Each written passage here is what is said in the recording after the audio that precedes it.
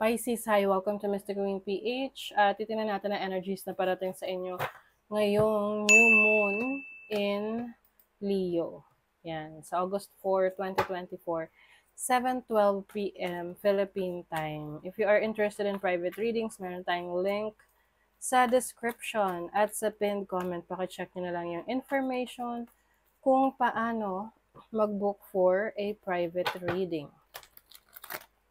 Okay, let's see. Pisces. So for you Pisces, itong new moon in Leo ay mangyayari sa inyong 6th house of your health, no? Yung inyong health conditions. Maaring meron kayong mga bagong activities na gagawin para sa ikabubuti or ikakakaayos ng inyong kalusugan, no? Para dun sa may mga na-experience na challenges sa inyong health. Siyempre, sabi nga natin health is wealth. Napaka-importante ng kalusugan natin. Kayamanan talaga yan. Kaya yung iba, pag nagsasabi na, wala man lang blessing. No. Kapag ikaw ay malakas, malusog, masigla, wala kang sakit, blessing yan. Kasi functional ka, kaya mong magtrabaho, kumbaga may vitality ka, may lakas ka, diba? So maaring kayo, meron kayong mga gagawin na mga activities, no, to improve your health.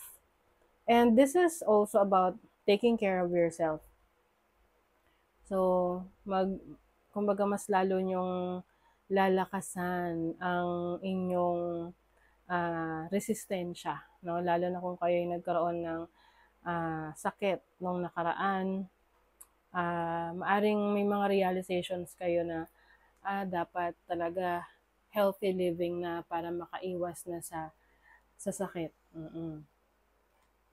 So you have, meron itong positive aspect sa Mars, Jupiter, which is in your 4th house in Gemini. So this is about your home life, your family life. Some of you will do some decluttering, pag-organize ng mga bagay, gamit sa bahay nyo, para magtanggal rin ng kalat, no? Kasi sabi nga nila, yun daw mga bagay at mga kalat, meron niyang vibrational energy na it's either maging positibo yung pasok nun sa bahay nyo or pwedeng negatibo. So, syempre pag mga kalat, ang vibrational energy nila is very low kasi syempre kalat na nga yan, di ba? Dumi, ganyan. So, kung kayo'y maglilinis, makakatulong yon sa ganda ng pasok ng swerte sa bahay ninyo. Yung pagdi-declutter, yung mga bagay na hindi nyo naman na ginagamit. Oo, pwedeng itatapon nyo na or ibebenta nyo para mas mapakinabangan pa. Some of you naman, yung mga plans ninyo for your house, maaring isusulat nyo kung ano yung mga plano nyo para sa bahay ninyo. Kasi minsan, 'di ba, meron tayong mga plans na nasa isip lang natin and then nakakalimutan natin.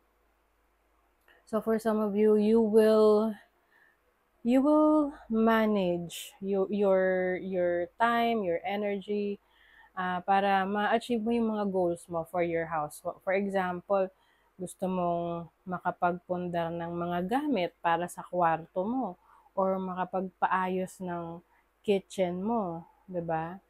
So, isusulat mo ngayon kung ano yung mga kailangan mo para magawa yun.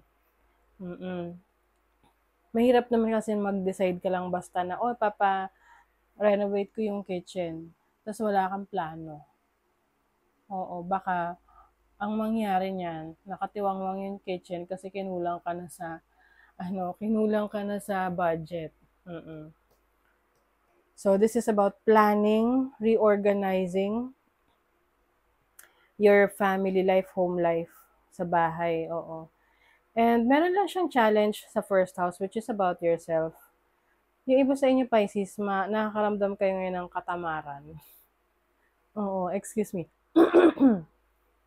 Katamaran, oo. Medyo makakaramdam kayo niya ng parang ayaw niyong kumilos o kaya, ah, parang masakit yung katawan niyo kahit wala naman kayong ginagawa. Yung mga gano'n, 'no?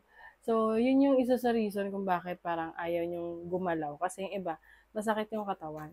Kaya nga, ang sinasabi natin dito is yung pay attention to your health. Kasi puwedeng meron na yang koneksyon sa kalusugan mo na kailangan mo na talagang maging active, physically fit, 'di ba? Mm. So, let's see, ano pa, Pisces? You have the King of Pentacles. Stability in your finances.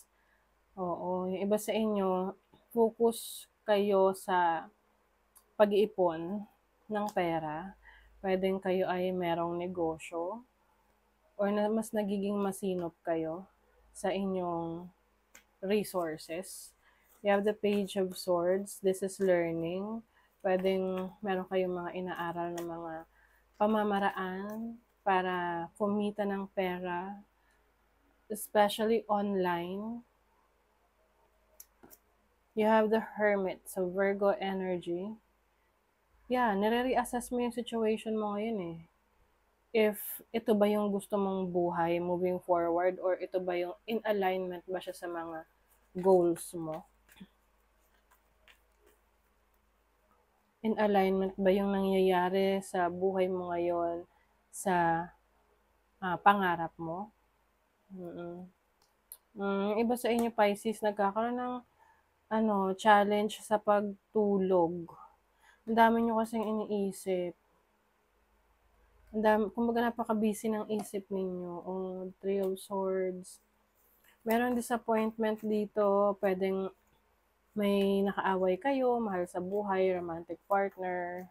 Or this is just about yourself na minsan, di ba minsan kaaway natin yung sarili natin? Na sa isip mo, kaya mong gawin, magagawa mo, masipag ka, pero pag gagawin mo na, tinatamad ka na. So, ang tendency na iinis ka sa sarili mo. King of Swords. This is about discipline. So, I think ikaw mismo magbibigay ng disiplina sa sarili mo. Na kaya mo yon, kaya mong disiplinahan yung sarili mo base sa gusto mong resulta. No? So, syempre, disiplina pagdating sa kalusugan. Ano ba yung mga dapat mong gawin para mapangalagaan mo yung kalusugan mo? 'Di ba? Kanya-kanya yan. Yung iba sa inyo, bawal yung matatamis or matatabang pagkain or kung ano-ano pa na alam nyo hindi nakakabuti sa inyo. Tsaka yung pagtulog, nako, isa rin yan sa bumabagabag sa inyo. Kasi kahit na gusto nyo na matulog, busy pa rin yung isip nyo. Kasi part nga yan ng meron siyang mga chemical imbalance, no, sa atin. Dahil na rin sa stress, puyat, sa lifestyle. So, kailangan talagang may baguhin dito. Ayan, may happiness. Meron taong mag-i-encourage sa'yo. Mag-i-inspire sa'yo na, ano ba yung goal mo, Pisces? Ano ba yung gusto mong ma-achieve? Ito, ganito ba? Sige. So, para ma-achieve mo yan, ito yung gagawin mo. No, someone who is very close to you, romantic partner, loved ones, okay? Ayan, ito yung mountain. Mountain, it symbolizes yung parang agenda mo, yung goal mo na gusto mong maabot. Okay? So, it's like a task na, ito dapat yung akyatin mong bundok. Kaya mo yan kung maglalakas loob ka lang. Ganon. Birch rod. Meron kang ititigil na unhealthy habits. Pisces. It's time. Oo. Merong good news din from a friend. Pwedeng merong kukontak sa'yo na matagal mo nang gustong malaman kung anong nangyayari sa kanya. Parang makikibalita, ganon. Or there is someone na gusto mong mag-reach out sa'yo, magre-reach out sa'yo, especially sa family. Okay? Come home to yourself na daw, Pisces. Ang layo ng nararating nyo lagi, kaya kayo nag-overthink eh. Ground yourself. Come to yourself. Diba? Come home to yourself. So, that is your reading, Pisces. Thank you so much. Bye.